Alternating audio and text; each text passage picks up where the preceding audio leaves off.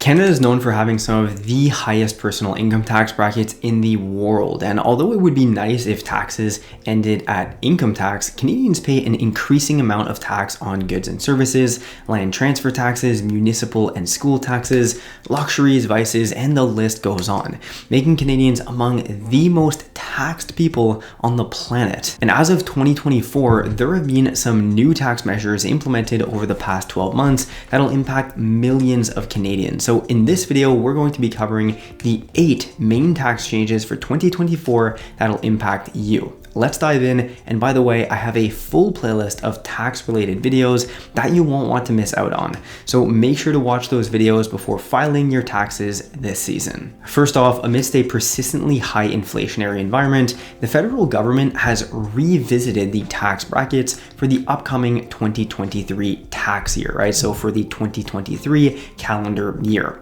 Notably, each bracket has been elevated compared to the threshold set in 2022, resulting in a scenario where taxpayers will be subject to lower tax rates on a greater portion of their annual income. So for the tax year 2023, the revised federal tax brackets are as follows. The initial $53,359 of income will be taxed at a rate of 15%. Income falling within the range of $53,359 to $106,716 will face a tax rate of 20.5%, followed with taxation at a rate of 26% for income falling within the bracket of 106,717 all the way up to 165,430. And income within the range of 165,430 up to 235,675 will be subject to a tax rate of 29%. And from here, any income surpassing that amount will incur a tax rate of 33%. Now, it's crucial to note that these tax brackets pertain only to the federal portion of your income tax for year 2023, and additional attention should be given to provincial tax brackets that may also apply, or will also apply, I should say. And in fact, if you want to learn more about how the Canadian tax system works and how to file your taxes yourself on your own and for free this season, check out these 2 videos that I already have on my channel as well. Moving on, in the federal economic statement of December 2023, the government declared its decision to exempt professional services provided by psychotherapists and counseling therapists from the goods and services tax, GST for short, and the harmonized sales tax, HST. So essentially, you won't be paying sales tax on services provided for mental health care and counseling, which so many Canadians are now turning to as a result of higher than ever costs of living that are taking a mental toll on millions. The rationale behind this move is to essentially facilitate more affordable access to essential care for Canadians, where as part of broader initiatives, the government is attempting to take steps towards supporting various sectors of the economy. For instance, the removal as well of GST from the construction of new rental units has also been initiated as of November 2023 to try and stimulate new housing development, and is being expanded to include new co-op rental housing within the FES announcement. Now, as someone who works in the construction industry, I think this actually is a great initiative to promote further construction, as sales tax alone paid on new construction can easily enter the 6 figures. So having that capital be better utilized to just supporting the construction of new units, I think is a good idea. For this upcoming year, so in 2024, the federal government has set and implemented a second tier for the Canadian pension plan contributions as part of its ongoing commitment to enhance CPP payouts to retirees, which was initially set out in 2019, where in conjunction with the yearly uptick in CPP contributions themselves, the introduction of this second additional level means that an employee's annual CPP payment will see a rise of $300 in 2024 for those who make above this new threshold. I'll put it down on screen right here.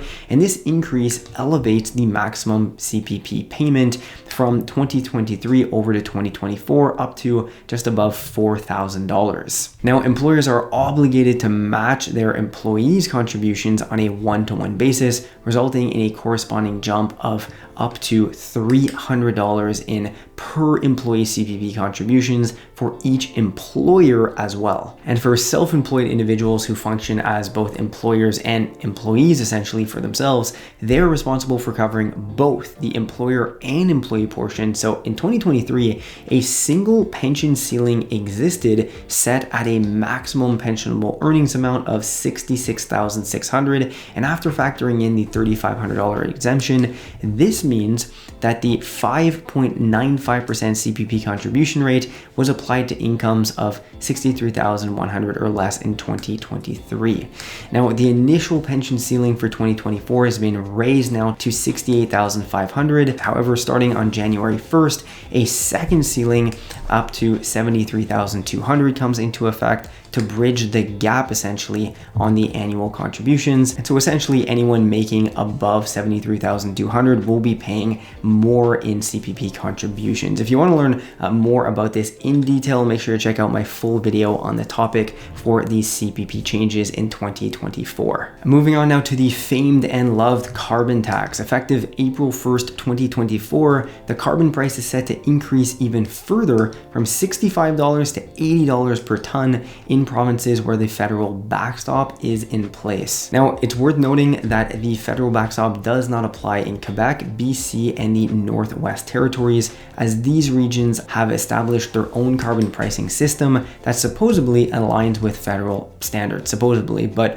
for all the other provinces, this means increased costs once again on fuel and natural gas, just what everyone wants. Now, in provinces subject to the federal backstop, the carbon pricing mechanism is applied to emitting fuels through fuel charge rates, which vary depending on the type of fuel and the amount of CO2 equivalent emissions that are generated upon combustion of said fuel. And come April 1st, provinces and territories utilizing the federal backstop will witness an uptick in gasoline fuel charges, rising to 17 cents per liter from the 2023 rate of only 14 cents per liter. So quite a jump there. And similarly, the propane fuel charge is slated to increase to 12 cents per liter from the previous rate at 10 cents, so a 20% increase on that one. So although not an impact on income tax, which this video is mostly about, these changes will impact millions of Canadians, once again, making the cost of living even higher, which is hard to believe. In light of the COVID-19 pandemic, the Canadian government introduced a simplified flat rate approach to streamline the process of claiming home office tax deductions for remote workers during the 2020, 21, and 22 tax seasons.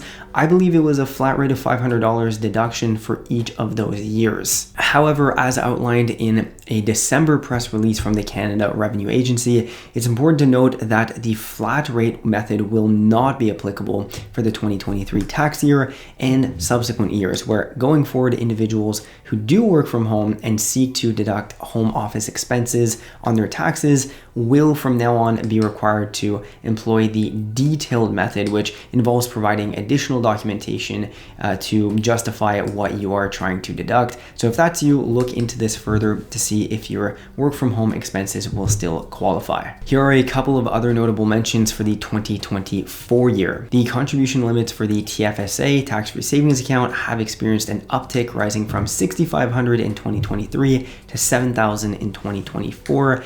And eligibility to contribute to a TFSA remains the same though, beginning at the age of 18, and any unused contribution room from previous years can be carried forward. If you're interested in learning more about how the TFSA works and what your cumulative contribution room is for this calendar year, I highly recommend you check out my full video on the TFSA that you can check out right here. The contribution limits for the Registered Retirement Savings Plan, RRSP, have also been raised to $30,780 for the tax year 2023, marking a $1,570 increase compared to the previous year.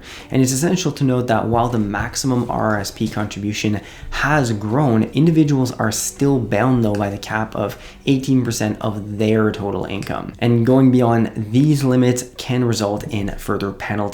Starting January 2nd, 2024, there will also be an uptick in the employment insurance premium rate, so EI. Annually, the Canada Employment Insurance Commission determines the EI premium rate based on a 7-year forecast break-even rate, and for the upcoming year, the EI premium rate is adjusted to $1.66 per $100 of earnings for workers, so a slight increase from the previous $1.63 and $2.32 per $100 of earnings for employers, up from $2.28 previously. So once again, this essentially means a higher portion of your paycheck is now going to also be allocated towards EI, so higher increases in CPP contributions as well as EI contributions. And then finally, the basic personal amount represents the income threshold in Canada that individuals can earn without being subject to federal income tax. Now, in 2019, the government of Canada announced its commitment to annually raise the federal BPA until it reached $15,000 for the year 2023. And beyond 2023, adjustments will be made based on inflation. Consequently, the federal basic personal amount for 2024 stands at $15,705, and this means that individuals with an annual income equal to or less than this amount will be exempt from federal taxation. However, it is important to note that high income earners won't receive the full increased basic personal amount, so an income test is applied in this instance and the enhancement is reduced for individuals in the higher tax brackets. So those in the top brackets will receive the old basic personal amount indexed to inflation, set at $14,156 for 2024. Of course, it's also crucial to consider provincial basic personal amounts as they vary by province or territory. All right, so that covers the main tax changes coming into effect for 2024. Make sure to check out my other content on how to file your taxes in Canada for free, how the Canadian tax system works in the first place, as well as many tax deductions and credits that most likely apply to you to save on taxes this year. If you enjoyed today's video, please take a second to leave a like. It really helps the channel out, and consider also subscribing to the channel for more content about personal finance and investing. Thanks a lot for watching today's video, and I'll see you in the next one.